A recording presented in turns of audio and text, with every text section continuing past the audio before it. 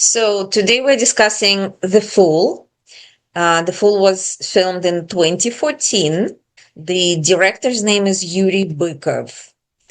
And this movie and the director likes to focus on provincial Russian life, small towns. We're going to draw more parallels between this movie and The Student in both directors.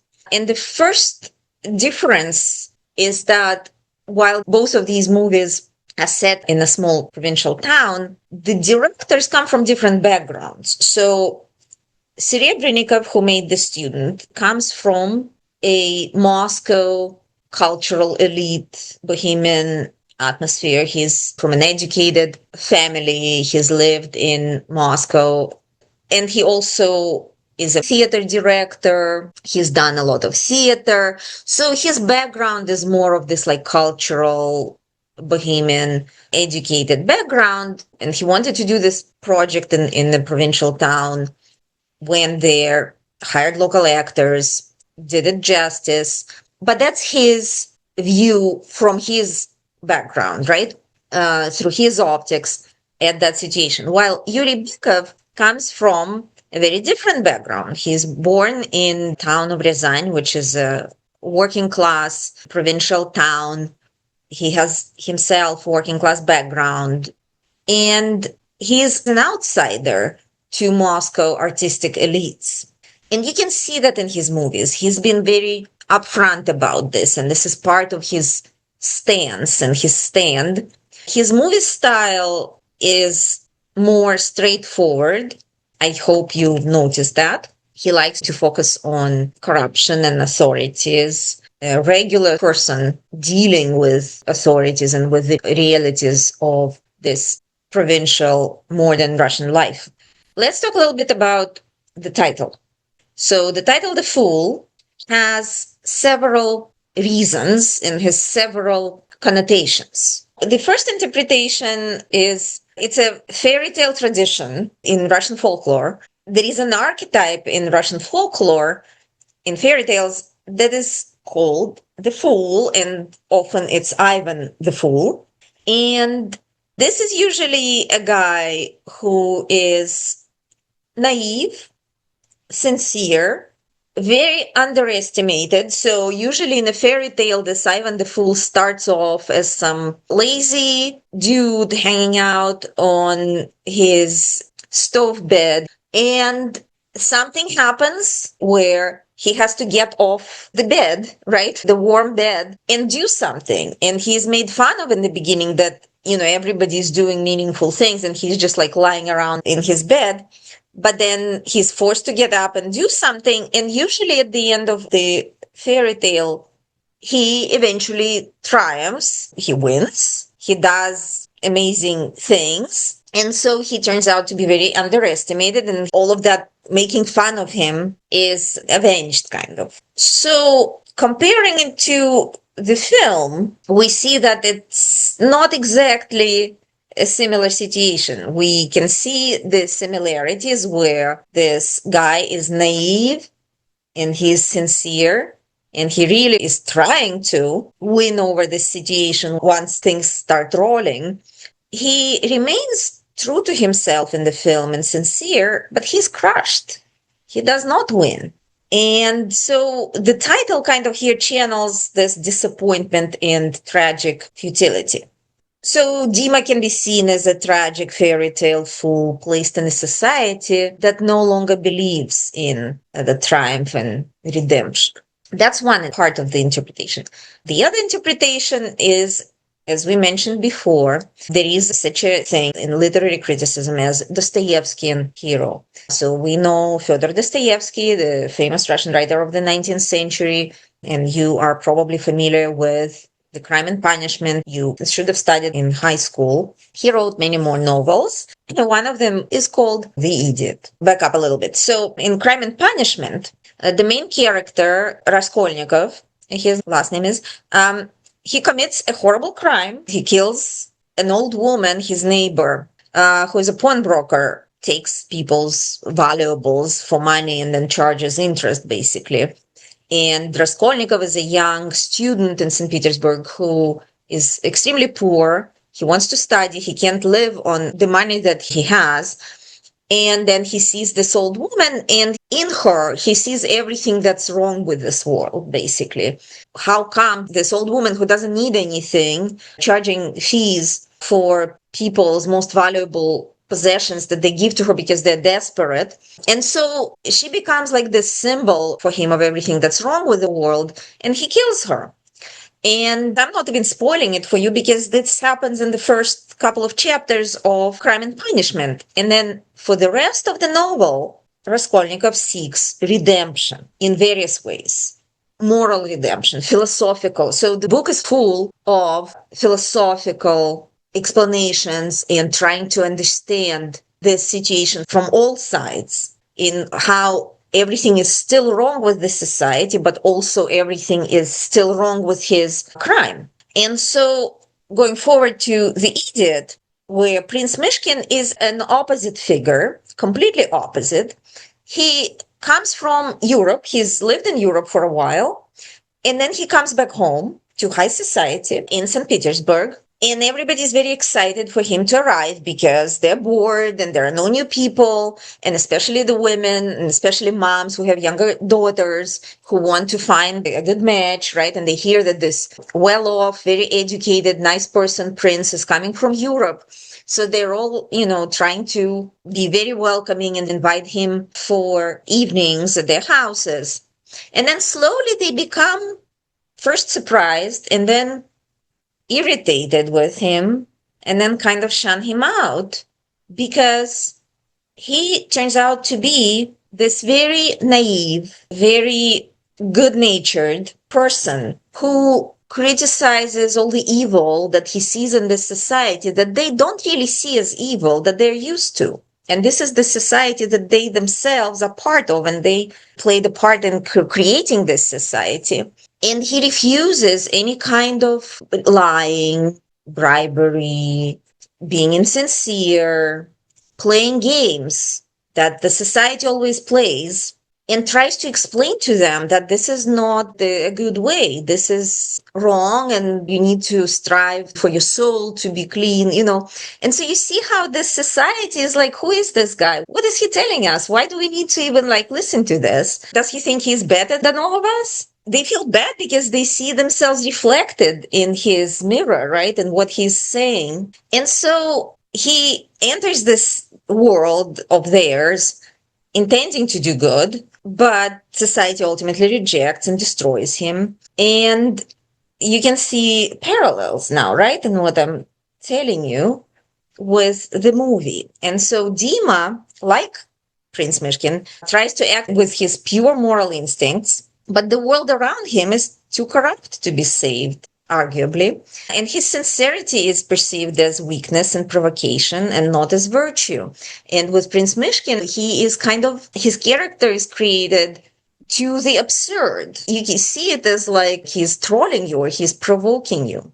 So the Fool kind of channels this idea that moral purity threatens a society built on compromise and survival. This exposes the society's moral failure. Again, society often rejects the sincere figure and treats him as a threat.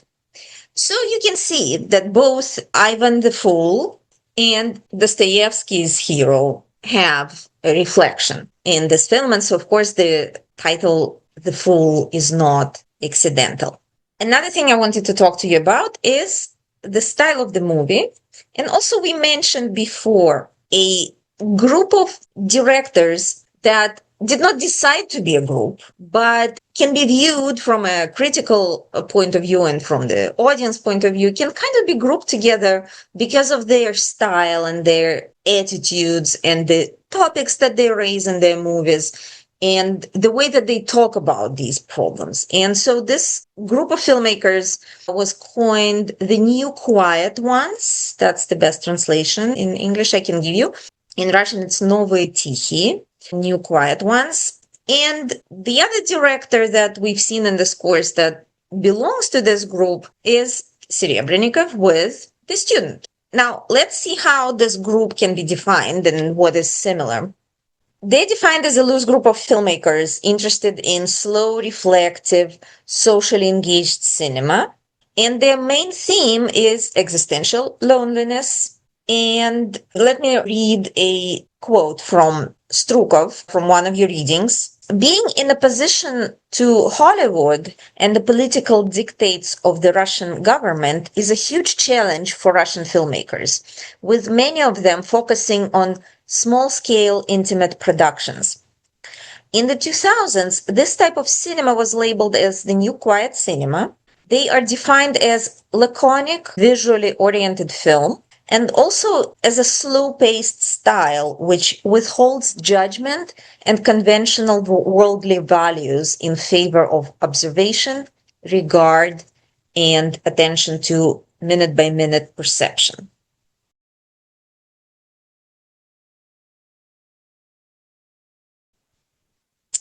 Do you see how this relates to the fool and the student? So you can see how these movies can be viewed as laconic.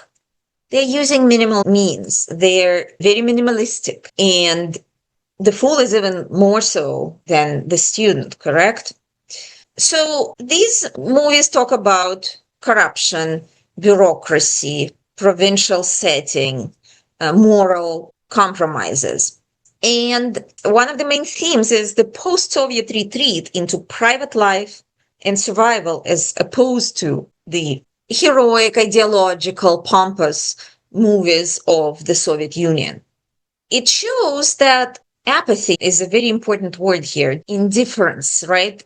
Lack of action. So apathy or collective inaction could be as destructive as official corruption. Officials, the mayor, the chief of police, they act out of self-preservation, not necessarily malice, right?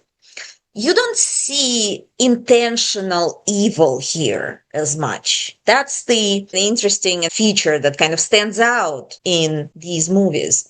In a movie like Burned by the Sun, you see the evil of the state. You see pure cruelty of the state machine. In The Thief, less so, but you see the person who actively cheats people and steals from people. So that's really like active malice. And look at the fool, and even in the student, remember the director of the school and the priest? They were not actively evil people. There was no like repressive machine or something like that. They were just kind of partly apathetic and partly conformist and just tried to kind of roll things into the hands of the state, not to stir trouble. You see how this is different from those earlier movies about Stalinism and that active evil state machine. But the result is often just as bad. So, this expression, the banality of evil. So you can see this banality here. These people don't really hate anyone, or they're not out to get anyone to prosecute, execute, or anything like that. They just want to kind of get their share, make their life as comfortable as possible. If it's at the expense of somebody else, fine. They just don't care, right? In bureaucracy, there is a shield for responsibility avoidance. They cover themselves with all these bureaucratic excuses. We can't do this because there is a rule about that or a law about this. Also, periphery, the provinces are, of course, in very much in opposition to Moscow and St. Petersburg, from where all the problems arise from above, from the capitals. But also, you can see that in the provinces, the problems arise from the bottom up too, in the form of inactivity and apathy and indifference and all of that. Stagnation, socioeconomic divide again. We've seen this time and again. What's common between Yelena and this movie is again a class divide, right? People who are left to their own devices and don't feel like they have any power to change anything. Local corruption is deeply embedded and is an ordinary survival tactic. So the Fool critiques not just government, but societal collapse of responsibility. There is no personal responsibility here.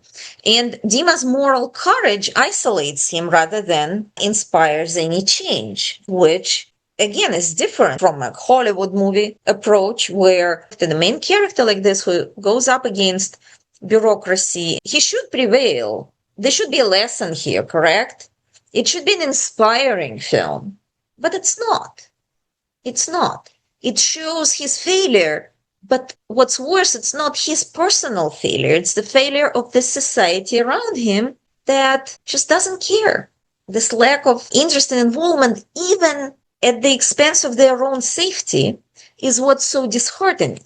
So again, the local officials and the mayor and others are not depicted as villains, but are just deeply compromised survivors. And bureaucracy acts as a shield, allowing responsibility to be endlessly deferred. Everyone there knows that the building is about to collapse. It's not like they had any doubts or they really didn't believe that. They kind of know, but no one acts because acting would threaten their positions and their comfortable lives. And so this links to the broader Soviet and post-Soviet phenomenon where public performance of duty replaces a genuine responsibility. You act as if you perform your duties, but you really don't care. And so in small towns on the periphery of power, corruption and apathy are even more entrenched. And life feels often stagnant and hopeless, reinforcing the socio-economic divide between the elites and the working poor.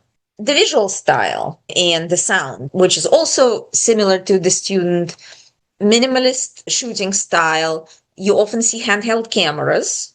And of course, all of this is meant to show you, to make the movie more real, to bring it closer to you as the viewer, to make it less cinematographic, less artificial, more realistic. You can see the episode where Dima walks to the restaurant to meet with the officials. Watch his walk and see if you notice what changes here and what's happening here in terms of the style, the camera, and the shot, and also listen to the music. We'll talk about the music a little bit.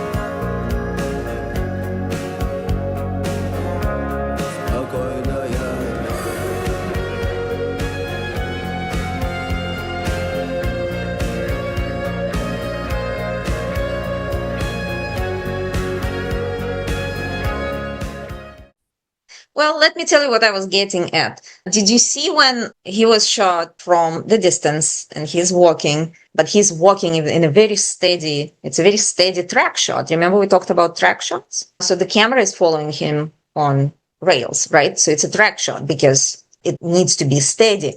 And then at the very end, before I turned it off, we see a close-up. And at that moment, it's not just a close-up, but the camera switches to handheld camera. It becomes shaky. You see him walking his pace like this, right? Why do you think we need this here? And also this song. And did you see how the camera switched to handheld also with the music when there was this like high-pitched instrumental sound in the song suddenly changes to this shaky close-up? What do you think it does? As he's moving closer to the restaurant, he's becoming more and more anxious.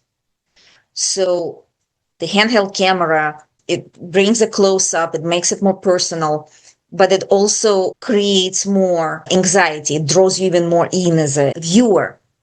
And the music adds to that. As you watched it, without knowing what I just now told you, just watching it, did you feel like the anxiety was growing when he was coming closer to the restaurant. That's a device. And the music, you were asking about the music, of course, this is a very important part of the movie, is the music. This is the song by a rock group called Kino and their leader, Viktor Tsoi. They were a super popular rock group at the end of the 80s. And then Viktor Tsoi died in a car crash in early 90s at a pretty young age. And he became this completely iconic figure, rock musician. You know how, like in America, Elvis is alive. In the former Soviet Union, Viktor Tsoi is alive. You can see these graffiti on the walls, even now, 35 years later.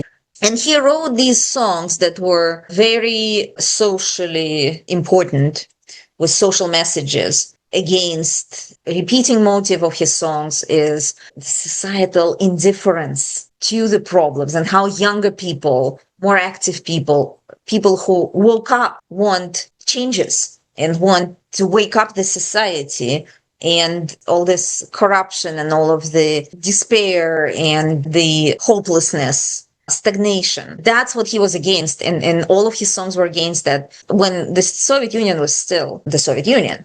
Super popular, kind of simple hooks, but easy to remember, with this kind of dark mood, but still very musical.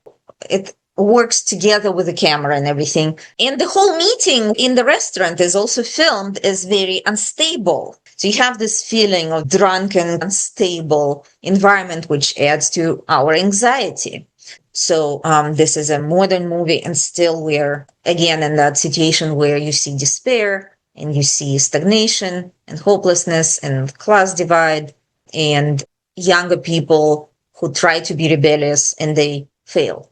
Well, arguably at the end of the 80s, when the Soviet Union collapsed, the rebellion succeeded. But we're back in this place where we need more rebellion and it's failing. A couple of more things I want to add. Some contemporary connections for you. Well, tell me, who do you think was another fool that we've seen in this course? Was a real life fool trying to fight the government and the society's ambivalence and basically failing at the end, partly because the power is more cruel and more powerful than he anticipated. Yeah, Alexei Navalny is our real life fool who challenged the system, the systemic corruption, despite knowing the risks, and both of them faced the repression from above and indifference from society. So that's what I wanted to tell you.